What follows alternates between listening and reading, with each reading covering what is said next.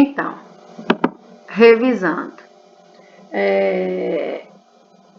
os organismos produtores ocupam sempre o primeiro nível trófico, os consumidores primários o segundo nível trófico, e assim sucessivamente. Os animais que são onívoros, né, são aqueles que vão ocupar tanto o lugar de consumidores primários como secundários, terciários, né, depende do que ele está se alimentando, né, eles podem ocupar também níveis tróficos diferentes, como eu falei, dependendo do que eles estão se alimentando, tá? Para relembrar, o ser humano é, por exemplo, um animal onívoro. Outros animais onívoros aí na natureza são galinha, macacos, porcos, todos eles podem se alimentar, tanto dos produtores quanto dos consumidores primários, secundários e assim sucessivamente, certo? Então, vamos falar um pouco do ciclo da matéria e do fluxo de energia. Bom, fluxo de energia. Primeiro, o que é energia? Energia, ela é definida como a capacidade de produzir trabalho. Então, vocês já devem ter estudado as leis da termodinâmica. A primeira lei da termodinâmica fala o seguinte, que nenhum tipo de energia ela é criada do nada ou ela é destruída. A energia, ela pode sim ser transformada, né? Igual os produtores fazem exatamente isso. Transformam um tipo de energia em outra. Utilizam a energia solar e transformam ela em energia química, tá certo? Então, é essa energia química que vai servir como fonte de crescimento, de desenvolvimento, de funcionamento metabólico dos seres vivos. E a segunda lei da termodinâmica diz que nenhuma transformação de energia ela vai acontecer de forma espontânea. Precisa ter o quê? Precisa ter uma degradação, né, dessa energia por alguma estrutura. No caso aí dos produtores, a clorofila, né, vai ser a responsável pela utilização dessa energia solar, por essa transformação de energia solar em energia química. Lá nos consumidores, quando eles consomem essa energia química que foi produzida nos produtores e que eles querem utilizar essa energia, nós vamos ter a organela mitocôndria, né? Que vai ser a responsável pela quebra da glicose, transformando a glicose em energia, em ATP, tá certo? Então, em ecologia, quando a gente pensa nessa transformação de energia, quando a gente pensa em passar energia de um para o outro, vai ser sempre a partir da luz, tá? E essa luz ela tem que ser sempre transformada por um produtor. E esse produtor é que vai desencadear esse ciclo energético, esse fluxo energético através dos consumidores, certo? Então, as relações entre produtores e consumidores é a relação entre predador e presa, certo? E é através dessa relação é que a energia vai passando de um para o outro. E como a gente pode ver aqui nessa imagem, a base é a energia solar e os produtores fazem essa transformação dessa energia solar em energia química. E olha o que acontece aqui. Existe perda de calor, existe perda de energia. Calor é um tipo de energia, não é verdade? Então, toda transformação de energia, o meio vai receber um pouco dessa energia através de alguma coisa. Então, a planta, ela conseguiu transformar a energia solar nisso aqui de energia, ó. Tá vendo? Então, eu posso dizer que aqui foi 100% da energia que ela produziu. Só que, na hora de transferir essa energia para um consumidor primário, olha a quantidade de energia que ele conseguiu. Uma quantidade bem menor do que foi produzida. Por que que essa quantidade é menor?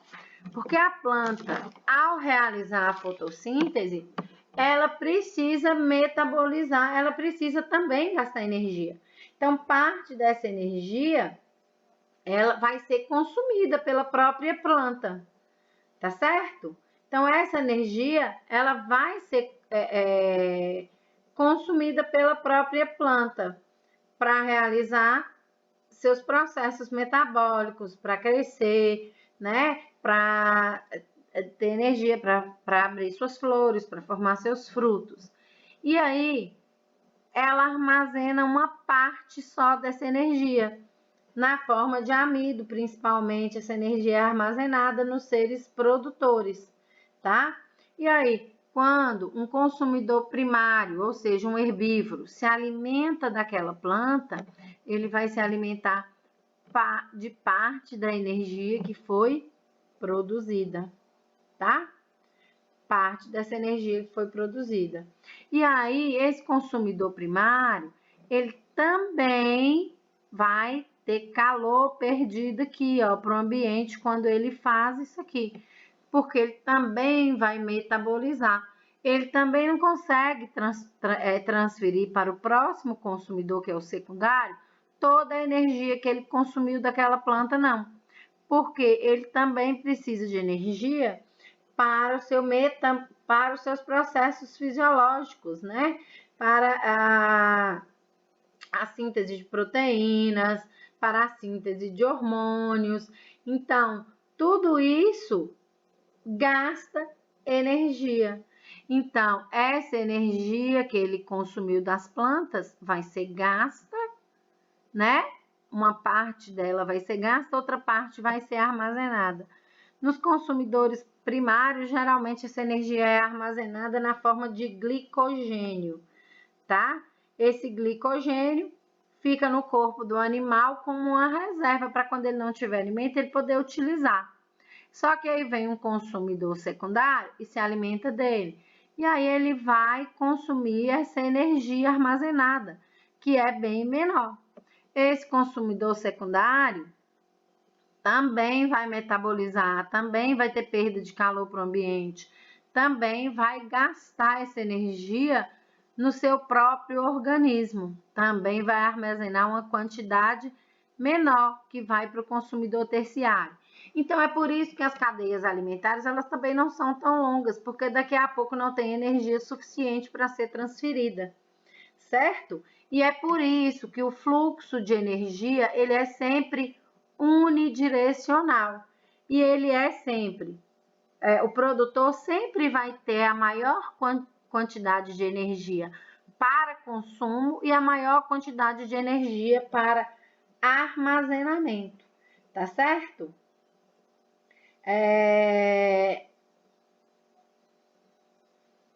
E essa quantidade de energia que vai ser transferida de um nível trófico para o outro, ela vai ser transferida sempre numa quantidade menor do que ela foi consumida, tá? Então, produtor transforma um monte de energia luminosa em energia química. Olha a quantidade de energia. Vai gastar. Depois que ele gasta, é só o que ele tem para doar, que é uma quantidade menor, tá? Então, o nível trófico anterior sempre vai ter uma quantidade maior de energia do que o nível trófico à frente.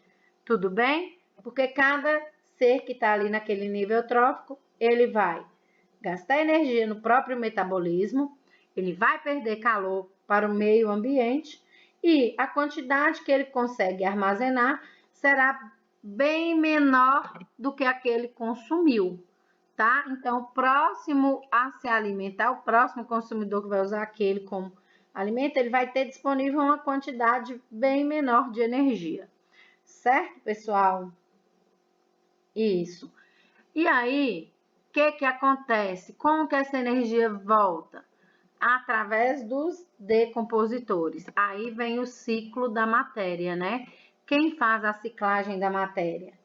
A matéria ela é ciclada sempre através dos decompositores. Então, todas as vezes que os decompositores eles atuam em cima dos organismos que foram mortos, eles vão quebrando as ligações químicas, liberando os elementos químicos, e aí eles vão se agregando ao meio e com isso ficando disponíveis, né? Deixando a matéria disponível para o reaproveitamento dela. Porque a planta aqui, que é o produtor, ele, para fazer essa conversão de energia luminosa em energia química, ele precisa dos sais minerais, que são colocados na terra, no solo, para absorção das plantas, através desses decompositores. Certo, pessoal? Entendido isso aí? Já sabe. Se ficar alguma dúvida, me manda mensagem no WhatsApp, tá? Eu vou ter o maior prazer de explicar novamente. E as videoaulas vocês também podem assistir mais de uma vez, às vezes é interessante. Sempre fazer a leitura do texto mais de uma vez e assistir a videoaula mais de uma vez, ok? Então, voltando em cadeias e teias alimentares. Agora, nós vamos diferenciar uma da outra. As cadeias alimentares, elas são sempre unidirecionais e retilíneas. Elas sempre vão fazer uma reta, tá? Então, vegetal, que serve de alimento para o consumidor primário, né? Que serve de alimento para o consumidor secundário que serve de alimento para o terciário e o terciário que serve para o quaternário. Então, é sempre em uma linha reta. Então, essa é a cadeia alimentar, tá certo? Lembrando que a decomposição da matéria e a ação dos decompositores, eles podem agir em qualquer desses níveis tróficos aí, tá? Desde que o animal esteja morto, certo? Então, repetindo, cadeia alimentar, unidirecional e retilínea. E aqui um exemplo de teia alimentar. A teia alimentar, ela recebe esse nome porque ela parece uma teia de aranha. Ela pode ir, pode voltar, ela pode ir, ela pode voltar. São várias cadeias entrelaçadas, tá certo? Por quê? Porque no ambiente nós não vamos ter um ecossistema onde eu vou encontrar só esses seres vivos, não. Então, no ecossistema eu vou encontrar diversos seres vivos diferentes vivendo no mesmo ambiente. Mas o que eu tenho que saber? Que a planta aqui, ó, ela vai ser sempre o produtor. Ela vai ser sempre a fonte de alimentação para todos os herbívoros. Quem são os herbívoros aqui? O esquilo é um herbívoro. Tá vendo que a planta aponta para o esquilo? Significa que a planta serve de alimento para o esquilo.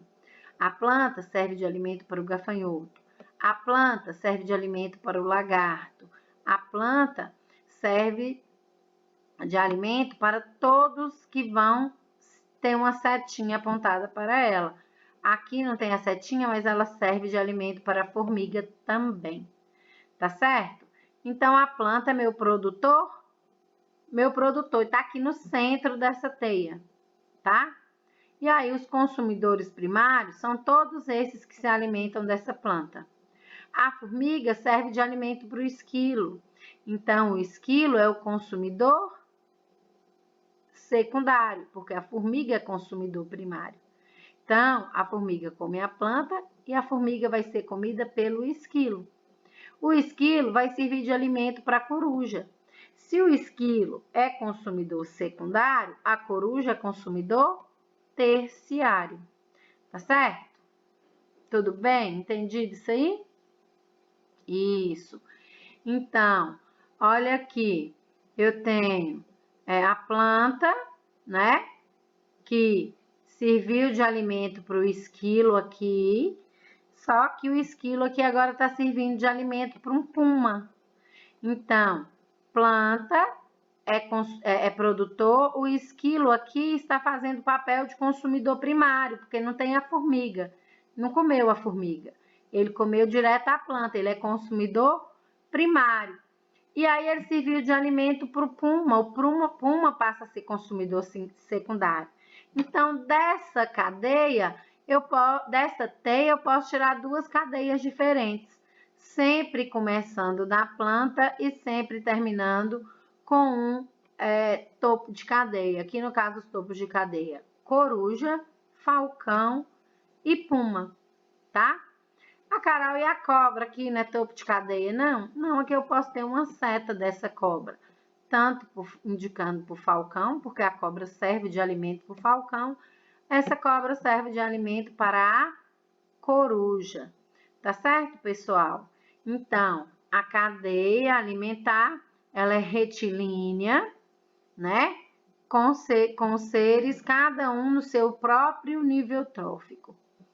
A teia alimentar, ela não é retilínea, você consegue tirar várias cadeias de dentro dela, é o entrelaçamento de cadeias, né? E os animais, eles podem ocupar níveis tróficos diferentes, ok? Entendido isso aí também? Isso. Então, a nossa aula era sobre isso, né? O tema era esse. Espero que não tenha ficado dúvidas, mas se ficou dúvidas, eu espero uma mensagem de vocês no WhatsApp. Eu desejo a vocês bons estudos e até a nossa próxima aula.